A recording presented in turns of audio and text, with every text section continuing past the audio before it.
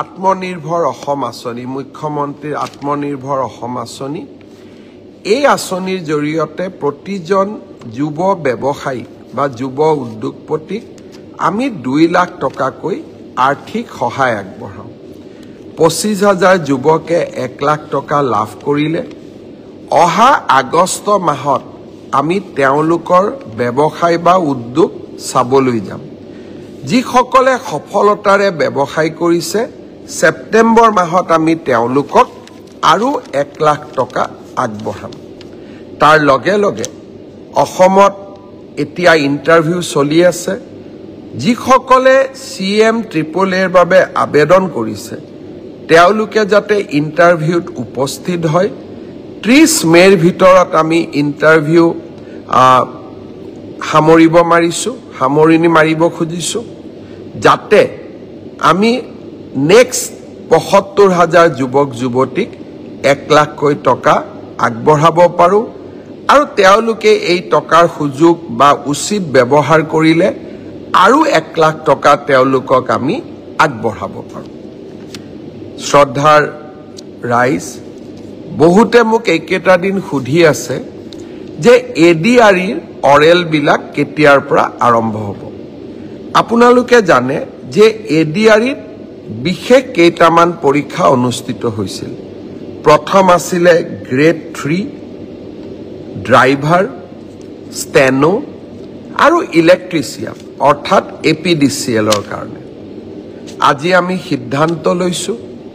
যে গ্ৰেড 3 ৰ কাৰণে কম্পিউটাৰ টেষ্ট ড্ৰাইভাৰৰ কাৰণে ড্ৰাইভিং টেষ্ট ষ্টেনোৰ কাৰণে ষ্টেনোৰ ব্যৱহাৰিক টেষ্ট আৰু ইলেক্ট্ৰিচিয়ানৰ কাৰণে ইলেক্ট্ৰিচিয়ানৰ স্কিল পৰীক্ষা কৰাৰ যিটো পৰ্যায় তাক আমি 15 জুনৰ পৰা আৰম্ভ কৰিম আৰু এই সমগ্ৰ ব্যৱস্থা আমি এটা মাহৰ ভিতৰতে সম্পূৰ্ণ কৰিম ঠিক তেনেকৈ চতুৰ্থ বৰ্গৰ পৰীক্ষাত পাছ কৰা প্ৰাৰ্থীসকলৰো অৰেল আমি 15 জুনৰ পৰা আৰম্ভ কৰিম আৰু এমাহৰ ভিতৰত ইয়াক আমি সম্পূৰ্ণ কৰিম অলপ আজি বা কালি বা পৰহি ৰাজ্য চৰকাৰে আপোনালোকক আনুষ্ঠানিকভাৱে দিন আৰু বাৰ আপোনালোকক জনাব যিসকলে লিখিত পৰীক্ষা পাছ কৰিছে তেওঁলোকে এতিয়া কম্পিউটাৰ টেষ্ট ড্ৰাইভিং টেষ্ট বা স্কিল টেষ্ট বা মৌখিক পৰীক্ষাৰ কাৰণে তেওঁলোকে যেন সাজু হয়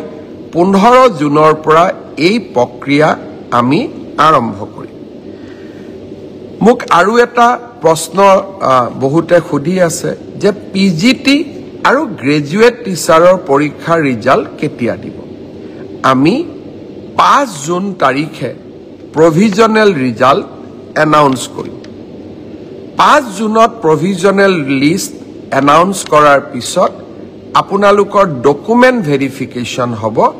আৰু যিসকলৰ ডকুমেন্টস জেনুইন হ'ব তেওঁলোককে আমি চূড়ান্তভাৱে পৰীক্ষাত উত্তীৰ্ণ হোৱা বুলি ঘোষণা কৰিম অৰ্থাৎ পৰীক্ষাৰ ৰিজাল্ট কেতিয়া দিব উত্তৰ 5 জুন তাৰিখে দিব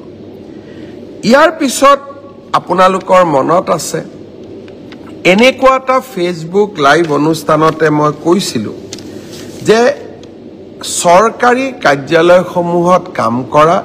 তৃতীয় আৰু চতুৰ্থ বৰ্গৰ কৰ্মচাৰীসকলে পোৰ্টেলৰ জৰিয়তে মিউচুৱেল ট্ৰান্সফাৰ কৰাৰ সুবিধা লাভ কৰিব প্ৰায় 18,000 চৰকাৰী কৰ্মচাৰীয়ে আবেদন জনাইছিল আৰু ম্যাথছ অৰ্থাৎ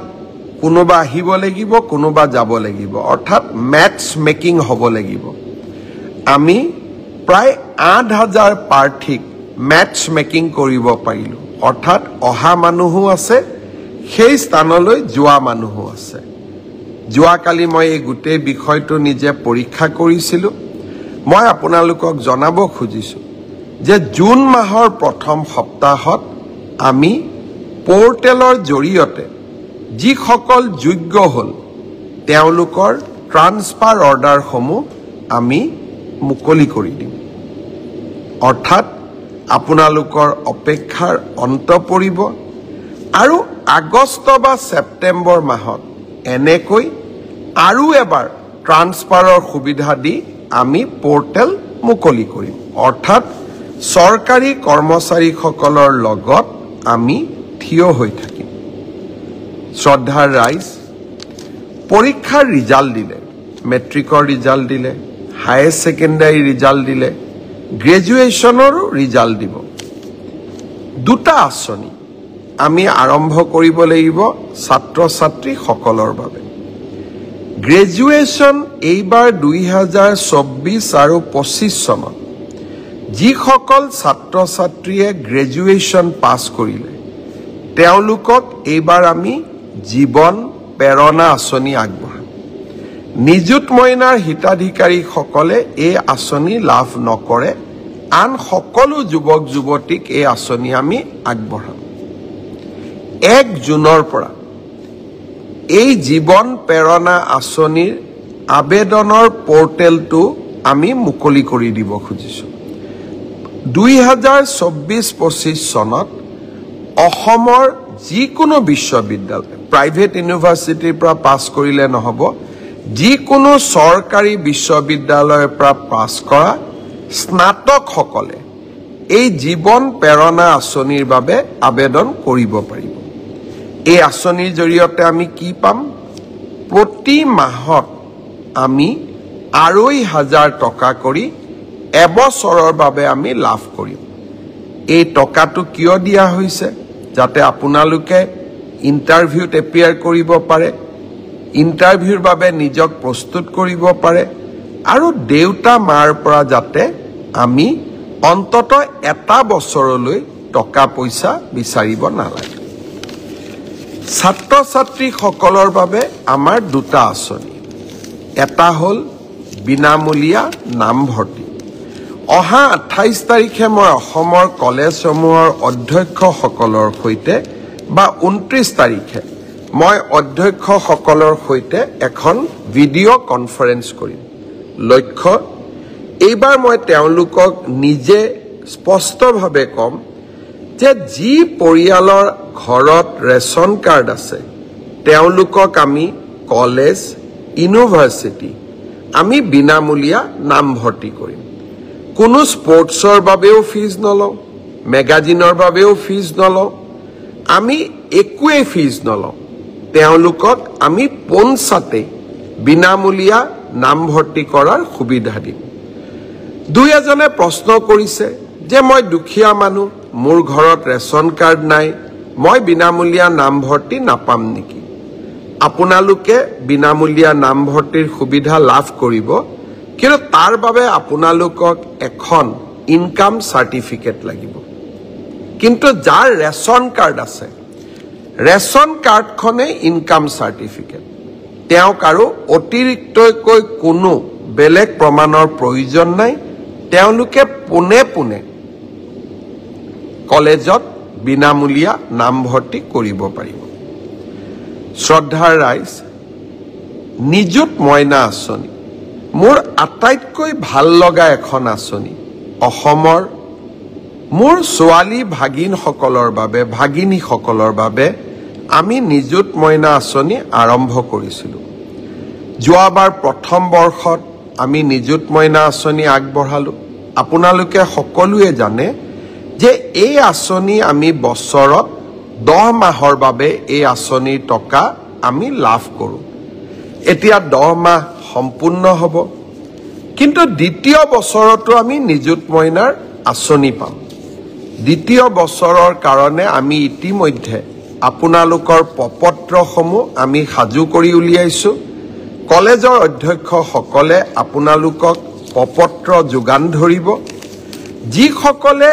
দ্বিতীয় বছৰতো ষ্টাডি কণ্টিনিউ কৰিব খোজে ড্ৰপ আউট নকৰে তেওঁলোকক আমি নিযুত মইনা আঁচনি নিৰন্তৰভাৱে আমি দ্বিতীয় বছৰৰ বাবেও যোগান ধৰিম অৰ্থাৎ ফাৰ্ষ্ট ইয়াৰত আমি পালোঁ বা পাই আছোঁ এতিয়া আমি ছেকেণ্ড ইয়াৰতো পাম এইবাৰ আমি আঁচনিখনত দুই এটা পৰিৱৰ্তন আনিছোঁ চৰকাৰী মহাবিদ্যালয় বা বিশ্ববিদ্যালয়